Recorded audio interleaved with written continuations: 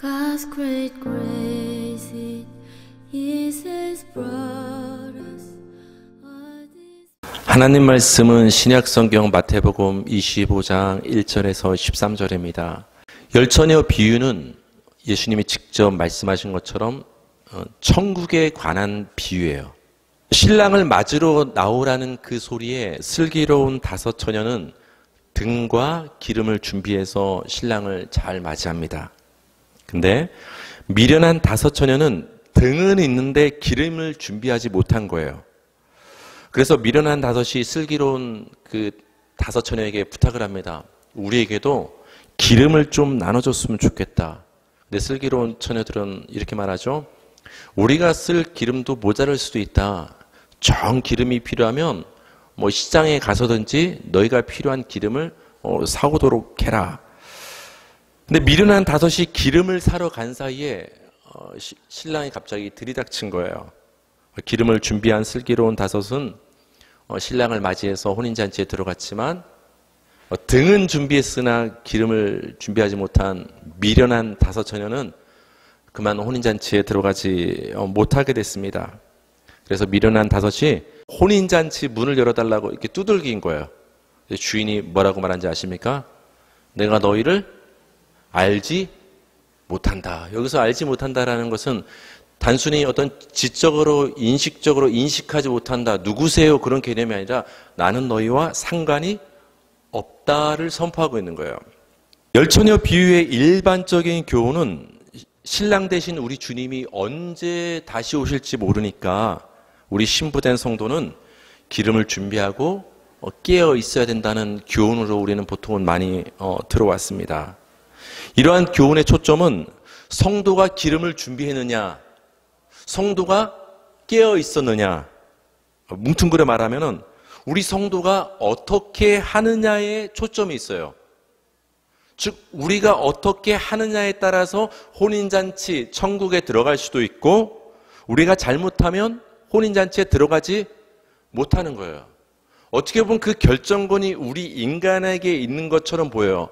물론 우리가 방금 이슬람과 그 이스라엘의 그 문제를 여러분께 말씀드렸던 것처럼 주님 오실 날이 가까울수록 우리는 기도하고 깨어 있어야 되는 것은 맞지만 열처녀 비유를 우리가 어떻게 뭔가를 해야 된다는 것에 초점을 두고 읽으면 마치 우리가 천국에 들어가고 예수님의 신부가 되는 구원을 받는 것이 우리의 어떠함, 우리의 행위에 달려있는 것처럼 오해가 될 수 있다는 것입니다. 그래서 저는 오늘은 내가 아닌, 우리 인간이 아닌 하나님이 어떻게 하셨느냐, 복음의 관점에 초점을 두고서 열처녀 비유를 여러분께 말씀을 드리길 바랍니다. 여러분, 재미있는 사실은 이 열처녀 중에서 슬기로운 다섯은 마치 정신을 번쩍 차리고 신랑을 맞이하려고 깨어 있었던 것 같고 저 미련한 다섯 처녀는 잠들어 있었던 것으로 우리는 오해를 하는데 그렇지 않아요. 마태복음 25장 5절 다 같이 한번 읽어볼까요? 시작. 신랑이 더디 오므로 다 졸며 잘세. 다 잤어요. 슬기로운 처녀 다섯은 깨어 있었을 것 같았어요. 근데 슬기로운 다섯 처녀도 미련한 다섯 처녀 모든 사람이 지금 다 졸며 자고 있었다라는 거예요. 여기서 우리가 알 수 있는 것은 혼인잔치에 들어가고 들어가지 못하고를 결정한 것은 깨어있음에 있기보다는 어떤 다른 이유가 있었겠구나. 어떤 다른 이유 때문에 누구는 혼인잔치에 들어가고 누구는 혼인잔치에 들어가지 못했구나를 우리는 이제 짐작할 수가 있는 것이죠. 25장 10절 마태복음 시작. 그들이 사러 간 사이에 신랑이 오므로 준비하였던 자들은 함께 혼인잔치에 들어가고 문은 닫힌지라. 준비하였던 자들은 함께 혼인잔치에 들어가고. 여러분, 누가 혼인잔치에 들어갔어요? 준비하였던 자들은. 뭔가를 준비한 사람은 들어갔고 준비하지 못한 사람은 들어가지 못했구나. 그것을 결정한 것은 준비했느냐 하지 못했느냐 있구나를 우리는 알 수 있는 거예요. 그럼 여러분, 뭘 준비한 거예요? 지금 슬기로운 다섯은 기름을 준비한 사람은 들어갔고 기름을 준비하지 못한 사람은 들어가지 못했다는 거예요. 여기에 우리가 이제 초점을 두고서 이 열처녀 비유를 볼 필요가 있습니다. 그렇다면 이 슬기로운 5처녀가 준비했던 기름은 무엇을 의미할까요?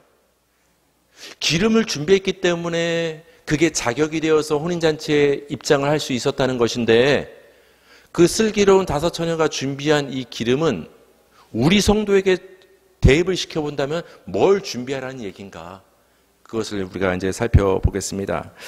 기름이 무엇을 의미하는 것을 알기 위해서는 이스라엘의 유대인의 그 혼인 풍습, 결혼 그 풍습에 대해서 우리가 좀 알 필요가 있습니다.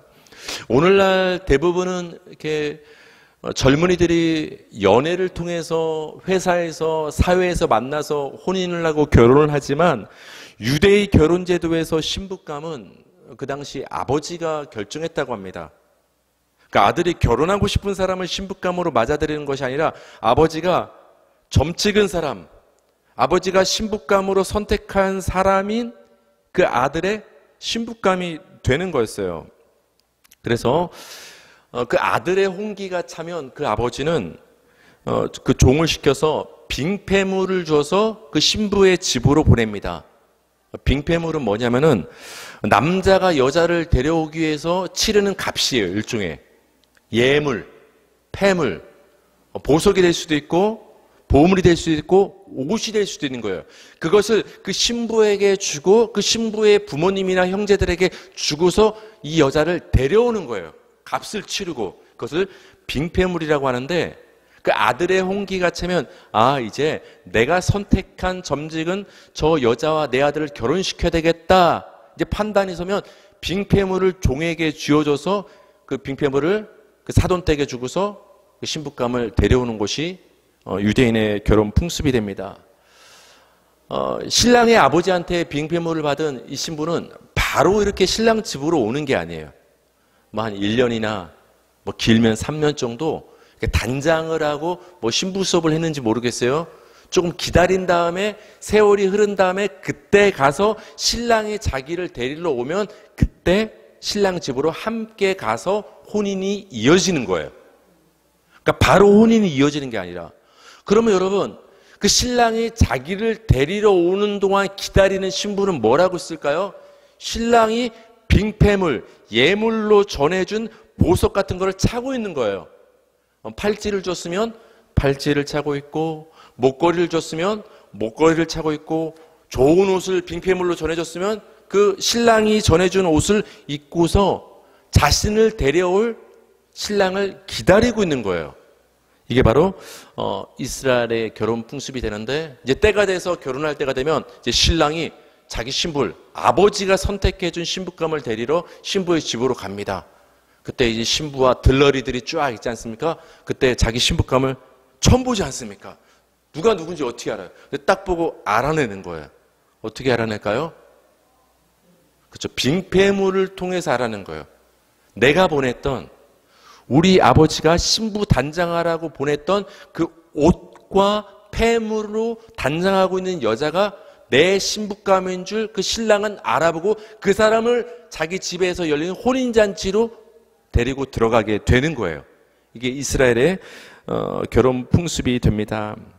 이런 결혼 풍습을 잘 보여주는 것이 성경에 하나가 등장을 합니다. 그게 바로 아브라함의 아들 이삭과 그 아내 리브가의 결혼식 하게 되는 장면을 보면 이런 이스라엘의 그 결혼 풍습이 조금 이제 드러나 있는데요. 아브라함은 나이가 들었을 때 이제 빨리 아들 이삭을 이제 결혼시키기를 원했습니다. 근데 지금 고향 땅을 떠나와서 지금 가나안 지경에 지금 살고 있지 않습니까? 그래서 가나안 여자랑은 혼인시키고 싶지 않은 거예요. 그래서 자기 고향 땅 메소포타미아, 고향 땅 갈대아 우르, 그 고향 땅 여자를 며느리감, 이삭의 신부감으로 맞이하고 싶은 거예요. 그걸 더 정확히 말하면 자기 친족 중에서 신부감을 맞이하고 싶은 거예요. 그래서 아브라함이 자기 종한테 많은 값진 것들, 보화, 의복 같은 것을 이렇게 주고서, 자, 이걸 가지고 내 친족들이 살고 있는 내 고향 메소포타미아 쪽으로 가서 내 아들 이삭의 신부감을 데려오라고 심부름을 시킵니다. 드디어 그 종이 주인 아브라함의 부탁을 듣고서 가진 어떻게 보면 예물들을 가지고서 그 메소포타미아로 갑니다. 근데 그 아브라함의 종도 난감한 거예요. 아니 도대체 어떤 여자를 데려가야 내 주인이 아브라함이 만족하고 또 이삭 도련님이 좋아할까? 신부감 잘 골라가야 되잖아요. 그래서 이 아브라함의 종이 기도를 했습니다. 하나님께. 하나님, 여호와여, 내가 지금 내 주인 아브라함이 이게 심부름을 시켜서 그 아들의 신부감을 구해오라고 하는데 내가 그 신부감을 잘 골라갈 수 있도록 지혜를 주시고 도와주세요. 이 일이 순조롭게 이 결혼 일이 잘 진행되게 도와주세요라고 기도를 했어요. 그러면서 그 종이 이렇게 기도합니다. 하나님, 내가 목이 말라서 물을 달라고 했을 때 나한테 물을 주고 나뿐만 아니라 내가 여러 예물들을 싣고 이 낙타들에게도 말하지 않아도 물을 주는 그렇게 심성이 고운 여자가 있다면 이 여자를 내가 아브라함의 아들 이삭의 신부감으로 알겠습니다. 그렇게 기도를 한 거예요.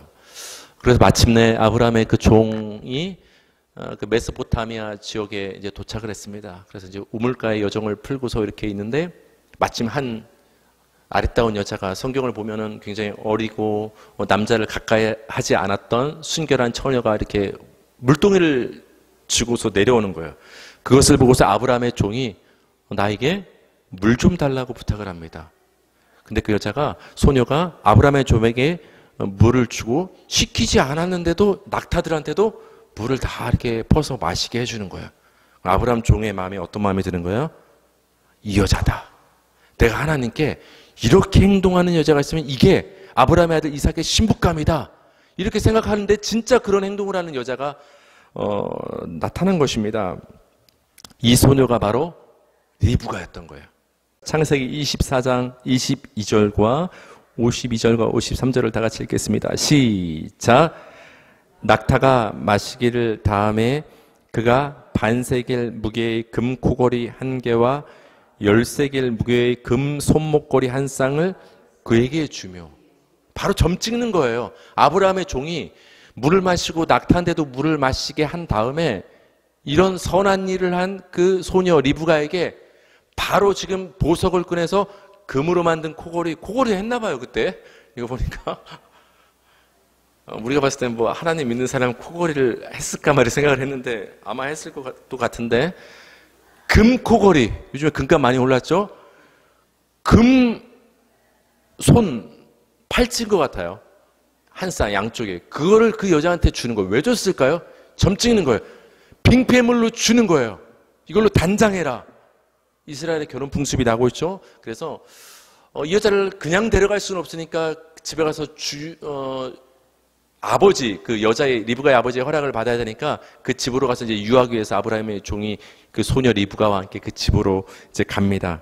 그때 어떤 일이 이제 벌어지냐? 아브라함의 종이 그 가정의 그 어머니와 그 리브가의 그 오빠였던 라반 알죠?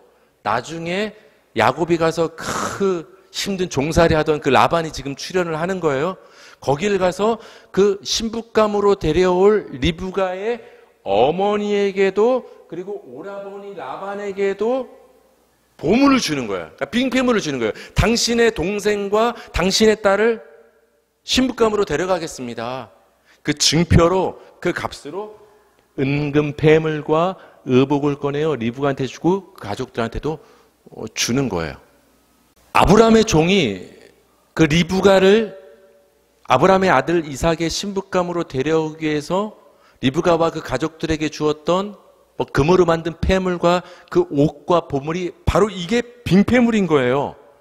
이 빙폐물을 받은 그 리브가는 그걸로 단장하는 거예요. 그 받은 옷을 입고 받은 보석으로 자신을 치장하면 그것을 보고서 이삭이 우리 아버지 아브라함이 준 것으로 치장한 여자네. 이 여자가 누구다? 내 신부감이다를 알아보고 아내로 맞아들이는 거예요. 그게 결혼식이고 그게 빙폐물이 되는 것입니다. 이 이삭과 리브가의 혼인 이야기에서 우리는 등장하는 인물들을 우리에게 대입시켜서 생각해 볼 수 있어요. 어떻게 보면 아브라함은 하나님의 모습일 수 있는 거예요. 그렇죠? 이삭은 누굴 가리킬까요? 그러면은 예수님. 리브가 누구예요? 신부로 발탁됐던 우리의 모습이 될 수 있는 거예요. 이삭과 리브가의 그 혼인은 예수와 예수의 신부된 우리의 혼인이 어떻게 이루어지고 성사되는가를 이들의 유대 풍습을 통해서 우리에게 말씀해 주는 것이 될 수 있는 거예요. 이삭의 신부감은 아버지 아브라함이 정했죠, 여러분. 이삭이 정한 것이 아니라 아브라함이 정했다라는 거예요. 그것처럼 하나님의 아들이신 예수의 신부감은 누가 정하는 거예요? 하나님이 정하는 거예요. 그래서 하나님이 여러분을 선택하신 거예요.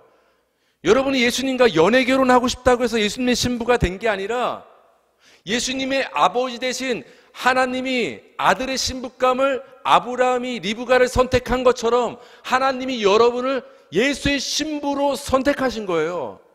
그것을 이 혼인잔치를 통해서 말씀해 주시는 거죠.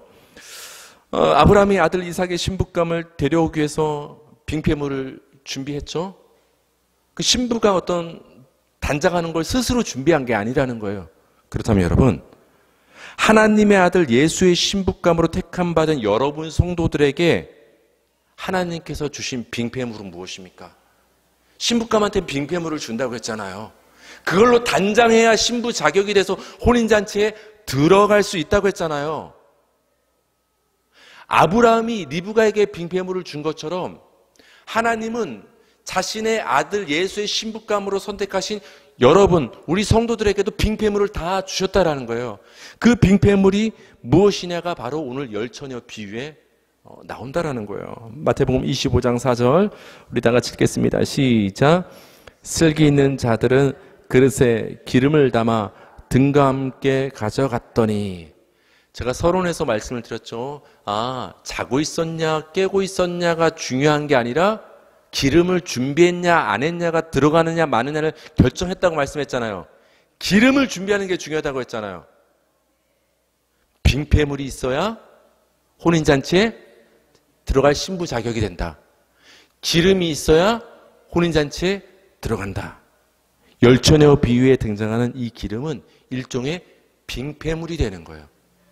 빙폐물이 있는 자들, 기름이 있는 자들만 신부의 자격이 되어서 신랑이 알아보고 혼인잔치에 들여다보내는 그 이야기가 바로 열처녀 비유가 된다는 거예요. 여러분, 이 기름은 무엇을 가리킬까요?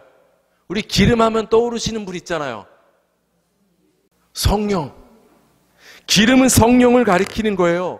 성령이라는 빙폐물을 받은 자만이 예수님의 신부감이 된다라는 것을 열처녀 비유를 통해서 말해주는 거예요. 기름 있는 자만이 혼인잔치에 들어갔다는 것은 성령을 빙폐물로 보증으로 받은 자만 신부 자격이 되어서 혼인잔치에 들어가게 되었다라는 거예요. 이삭이 빙폐물을 보고서 리브가를 신부감으로 알아봤던 것처럼 예수는 성령이라는 빙폐물이 그 심령 안에 있는 자인가를 알아보고서 내 아버지가 빙폐물로 주신 성령이 저 사람에게는 있구나, 저 사람 내 신부구나 하고 예수님이 그 신부감을 천국으로 데려가시는 거예요. 그러니까 성령이라는 빙폐물이 없는 자는 천국의 혼인잔치에 절대 들어갈 수 없는 거예요. 아무리 깨어 있어도. 중요한 거는 기름이 준비되었느냐, 빙폐물이 준비되었느냐, 성령을 받았느냐가 혼인잔치에 들어가느냐 안 들어가느냐를 결정함을 우리가 알 수가 있는 것입니다. 미련한 다섯 처녀는 성령이라는 빙폐물이 없었기 때문에 신랑이 못 알아본 거고 혼인잔치에 들어가지 못한 거예요. 마태복음 25장 11절에서 12절을 읽겠습니다. 시작. 그 후에 남은 처녀들이 와서 이르되 주여 주여 우리에게 열어주소서. 대답하여 이르되 진실로 너희에게 이르노니 내가 너희를 알지 못하노라 하였느니라. 아멘. 굉장히 무서운 말이에요. 평생 신앙생활 했는데, 평생 선지자 노릇하고 목사 노릇했는데, 평생 헌신했다고 생각을 했는데 막상 혼인잔치의 문을 두들겼는데, 천국의 구원의 어떤 그 문을 우리가 노크했는데 우리 신랑이라고 여겼던 주님이 내가 너희를 도무지 알지 못한다. 그때 얼마나 청청병력 같은 소리로 들리겠어요. 그땐 더 이상 기회가 없는 거예요.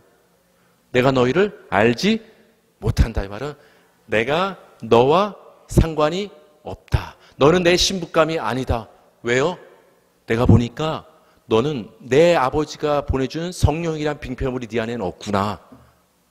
그러니까 네가 아무리 노력하고 발버둥 치고 종교생활 열심히 했어도 넌 내 신부가 아니야. 안타깝지만 내 아버지가 신부감으로 점 찍어주시고 성령이란 빙패물을 준 자만이 내 신부감이 될 수 있고 혼인잔치에 들어올 수 있는 자격이 있어. 이렇게 말씀을 하시는 거예요. 신랑의 아버지에게 받은 빙패물은 신부감으로 선택되었다는 보증이 되는 거예요. 나중에 그 리브가가 어머니 집을, 아버지 집을 떠나서 그 신랑 이삭을 만나기 위해서 가나안 땅으로 왔을 때 뭘 보고 그 여자를 신부감으로 받아들입니까? 아브라함과 이삭은 본 적이 있어요, 없어요? 없잖아요. 종한테 시켰잖아요. 물론 종이 알아볼 수도 있겠죠. 뭘 보고 알아보는 거예요? 내 손에서 종을 통해서 전달된 의복과 금코걸이, 금 손목걸이를 보고서 그걸 치장한 여자를 보고 아, 내 아들의 신부감이구나. 내 신부감이나 그 빙패물, 단장한 폐물을 보고서 신부감을 알아보는 거예요. 그게 보증이 돼서 아브라함의 집으로, 이삭의 집으로 리브가가 받아들여지는 거예요. 신부감으로 알게 되는 거예요. 그래서 여러분, 빙패물은 보증이 되는 거예요. 당신이 1년 전에 빙패물을 주지 않았습니까? 나 신부감 데려간다 그래서 1년을 단장하고 준비하고 기다렸습니다. 이걸 내밀면 데려가야 되는 거예요. 보증이니까, 증거니까. 여러분, 우리 안에, 여러분 안에 빙패물로 오신 분이 누구라고 했죠? 성령. 그래서 성령은 우리 안에 성경에서 보증으로 왔다고 말씀하신 거예요. 성령이 여러분 안에 오신 줄 믿습니다. 그냥 온 게 아니라 보증으로 오신 거예요. 보증으로. 고린도후서 1장 21절과 22절 시작. 우리를 너희와 함께 그리스도 안에서 굳건하게 하시고 우리에게 기름을 부으시는 이는 하나님이시니 그가 또한 우리에게 인치시고 보증으로 우리 마음에 성령을 주셨느니라. 아멘. 우리 그냥 읽었던 말씀이지만 여러분 이거를 지금 우리가 계속 살펴보고 있는 혼인잔치 풍습에 적용을 시켜서 보면 이게 굉장히 은혜가 돼요. 하나님이 우리에게 기름을 부으셨다. 도대체 기름이 뭐야? 했더니 기름이 뭐예요? 성령을 주셨다라는 거예요. 열처녀가 준비한 기름, 성령을 우리 마음에 주셨어요. 근데 그 성령을 왜 주신 거예요? 인치시기 위해서. 이는 뭐예요? 이거 내 거야. 성령을 여러분 10년 가운데 주신 것은 보증으로 주셔서 너는 내 신부감이야. 그렇게 도장을 꽉 찍으시려고 보증으로 성령이 오신 거예요. 보증으로. 그러니까 여러분 마음에 성령이 있는 거예요. 그러니까 여러분 조금은 담대하게 하나님께 여러분 기도할 수 있어요. 우리가 좀 자격 없어 보여도 하나님, 내가 그렇게 뭐 혼수를 해갈 수 있는 능력도 안 되고 예수님의 신부로서 자격은 없지만 그래도 하나님이 날 선택해 주시고 이 혼인을 깨지 않겠다는 보증으로 성령이라는 빙패물을 나한테 주시지 않았습니까? 그러니까 이 성령 보고 날 받아주십시오. 그렇게 담대히 하나님께 말할 수 있는 거예요. 우리가 연약해 보일지라도 그래서 성령 주신 거예요. 그래서 그 보증으로. 그래서 우리는 성령 충만해져야 되는 거예요. 우리가 몸부림쳐서 믿음이 좋아지는 게 아니라 성령 충만할 때 우리 마음 가운데 확신이 있는 거예요. 왜? 우리가 예수의 신부라는 보증으로 오신 그 예수로, 그 성령으로 우리가 충만해질 때 하나님에 대한 믿음이 굳건해지는 거예요. 그래서 여러분 안에 빙패물과 보증으로 오신 성령님이 그래서 하시는 일이 이건 거예요. 우리 마지막으로 요한복음 15장 26절 시작. 내가 아버지께로부터 너희에게 보낼 보혜사 곧 아버지께로부터 나오시는 진리의 성령이 오실 때 그가 나를 증언하실 것이요. 예수님이 승천하시고 떠나가시면서 제자들에게 뭘 보내주시죠? 또 다른 보혜사? 성령을. 이거 왜 보내준 거예요? 결혼으로 적용시키면 나 신랑 예수가 언젠가는 너희 제자들 신부를 데리러 올 거야. 그 빙패물과 보증으로 성령을 주는 거예요. 나중에 내가 이 땅에 재림할 때 다시 올 때, 강림할 때 너희를 하나도 낙오시키지 않고 천국 혼인잔치에 너희를 안전하게 데려갈게, 너희를 구원할게라는 그 하나님의 약속의 그 구원의 보장이 성령을 주심으로 우리에게 주어지는 거예요. 그래서 그 성령이 우리 안에 오시면 어떤 일을 하시느냐? 그가 나를 증언하실 것이요. 너희 제자들 심령 안에 온 그 성령은 딴 얘기하는 게 아니에요. 너희 심령 안에서 계속 내 얘기만 할 거다. 예수만 깨닫게 예수 얘기만 할 거다. 그러니까 성령 받고 난 오순절날 성령 받은 베드로와 그 사도들이 밖에 나가서 무슨 얘기했어요? 예수를 믿으라. 주 예수를 믿으라. 너희가 못 박은 그 예수가 3일 만에 부활하셨다. 그래서 그리스도가 되셨다. 예수만이 생명이다. 왜? 성령 받고 나니까 예수만 얘기하는 거예요. 신랑감 얘기만 하는 거예요. 왜? 신랑감 예수의 빙패물로 성령이 보증으로 오셨기 때문에 당연히 신랑 얘기만 해야지 누구 얘기하겠어요? 딴 사람 얘기하면 돼요, 안 돼요? 신랑 대신 예수 얘기만 하게 만들러 오신 분이 성령님인 거예요. 그래서 여러분, 저는 항상 여러분께 말씀드리는 게, 우리가 성령 충만이 무엇입니까 하면 뭐 진동이 온다, 방언을 한다, 뭐 이적을 행한다, 여러 가지 얘기하지만 여러분, 귀신들도 이적을 행할 수 있어요. 정말 성령 충만의 가장 명백한 증거는 뭐냐? 예수를 생각하게 만들어요. 예수를 말하게 만들어요. 예수를 가장 사모하고 사랑하게 만들어요. 왜? 예수가 누구니까? 내 신랑이니까. 여러분, 신랑 안 사랑하고 딴 사람 사랑하면 돼요, 안 돼요? 신랑만 사랑하시기 바랍니다. 여러분의 신랑 대신 예수만 사랑하길 바랍니다. 그 신랑의 보증으로 온 분이 성령이니까 그 성령은 우리 안에서 자꾸 신랑 예수만 생각나게 증거하고 증언하시는 거예요. 그래서 성령 충만할수록 자꾸 입에서 예수만 나오는 거예요. 우리 입에서. 뭐 세상 철학, 학문, 정의, 도덕, 이거 목사가 얘기할 필요가 뭐 있어요? 저는 그렇게 생각해요. 그렇잖아요. 여러분의 입술을 통해서도 예수 얘기만 나와야 되는 거예요. 강단을 통해서도 예수 얘기만 나와야 되는 거예요. 교회를 통해서도 세상 가운데 예수 얘기만 나와야 되는 거예요. 성령을 받은 자들이기 때문에. 기름이 있느냐 없느냐가 혼인잔치에 들어가냐 못 들어가냐를 결정했습니다. 즉 빙패물이 있느냐 없느냐가 신부감이 되느냐 마느냐를 결정하는 중요한 지표가 됨을 우리는 살펴봤습니다. 열처녀 비유를 내가 어떻게 하느냐의 관점으로 보면 그저 우리가 주님 오실 날 멀지 않았으니까 내가 정신 차리고 내가 어떻게 행동을 하고 내가 깨어있고 내가 무엇을 하는 데에만 초점을 둡니다. 결국 내가 잘하느냐 못하느냐에 따라서 혼인잔치에 들어가고 마느냐가 결정이 됩니다.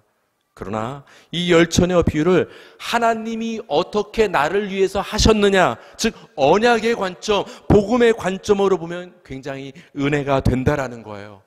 혼인잔치를 대입해서 보면 하나님이 여러분을 신부로 선택해 주셨다는 거예요. 누가 하신 거예요? 하나님이 하신 거예요. 성령님이 선택의 보증과 빙패물로 여러분 안에 오신 거예요. 여러분이 확신해서 신부가 되는 게 아니라 성령님이 보증으로 오셨기 때문에 성령님이 하신 거예요. 예수님이 성령의 보증으로 여러분을 신부로 혼인잔치에 들여 보내시는 거예요. 여러분이 들어가는 것이 아니라 예수님이 여러분을 맞아들여 주시는 거예요. 아버지와 아들과 성령이 다 하신다라는 것이 바로 이 열처녀 비유에 담겨 있는 거예요. 우리가 어떤 눈을 가지고 이 비유를 보느냐에 따라서 180도 완전 달라짐을 보게 됩니다. 모든 것이 은혜임을 우리가 인정하고 늘 우리에게 오신 그 성령님을 힘입어서 늘 성령 충만하시길 바랍니다. 그 성령 충만함으로 예수만을 말하는 우리 복된 성도들 되기를 주님의 이름으로 축복합니다.